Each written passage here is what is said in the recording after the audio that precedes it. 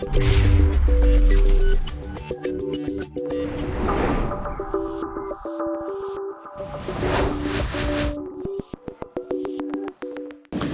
think the central and most important technique, if you're interested in measuring well-being, is people's own evaluations of their life and their own reports. But the other variables, the other approaches are really important, because suppose you find out that some people are happy and some aren't. You want to know why they're happy. In order to know that, you have to know all about their life, which will include their family and their friends and their income and their physical health. Focus groups are sometimes good for giving you an insight into how people are thinking.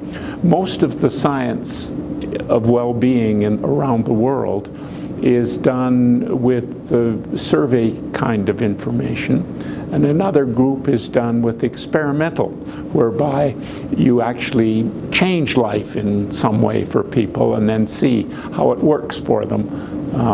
One school gets the program that's supposed to improve well-being, another gets the standard program, and you wait till the end of the year.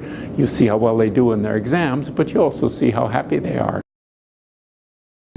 That is something we will learn more about when Mexican data themselves are more general. So you'll find out where is it in Mexico and what sorts of Mexicans are happier than others, and you'll learn more of the detail.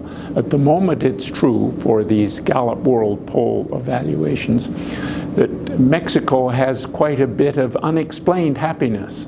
So that we have a country called dystopia, which would be, what would happiness be if you had the world's lowest values of everything?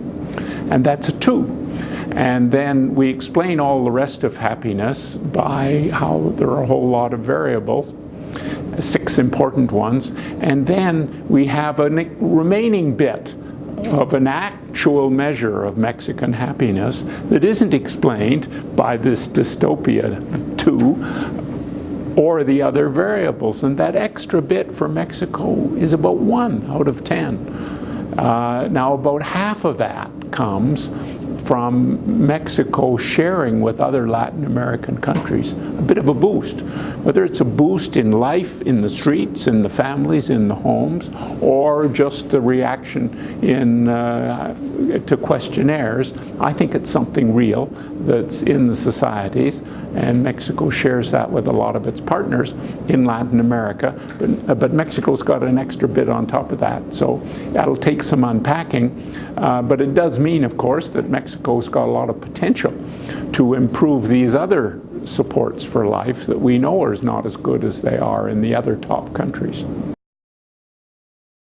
Well, I mean, of those 6 variables, a couple of them are pretty standard, like GDP per capita and healthy life expectancy, and we have many organizations working to improve those in every country.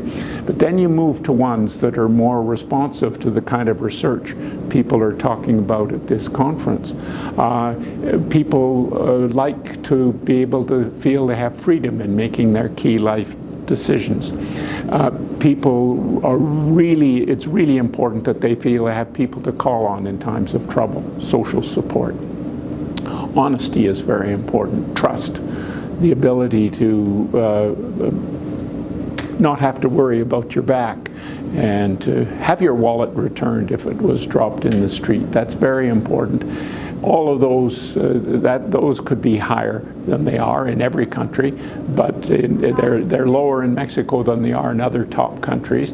And finally, generosity, the extent to which people do things for others. And the measure used in the Gallup World Poll is donations adjusted for the income level of the country.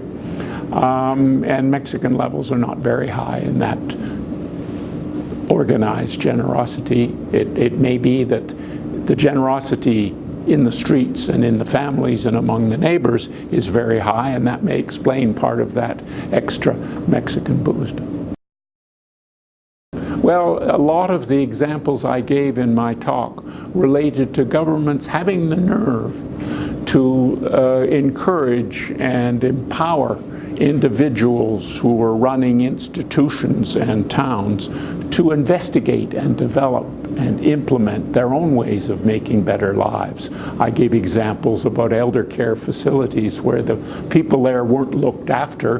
They were doing the looking after of each other. But that takes a lot of courage to do that. Think how a prison would look if it was guards helping prisoners, prisoners helping prisoners, outsiders mixing with the prisoners, preparing for a route back out. Those kind of changes were made in the Singapore prison system, and their recidivism rate dropped by 1/3. It took a lot of courage for the top administrators to take those risks. It took a lot of imagination for the prisoners and the guards to decide they weren't in a business of running crime schools. They wanted to make prisons that in fact produced better lives for the guards, better lives for the prisoners, and better lives for the families and neighbors of these men and women when they got out.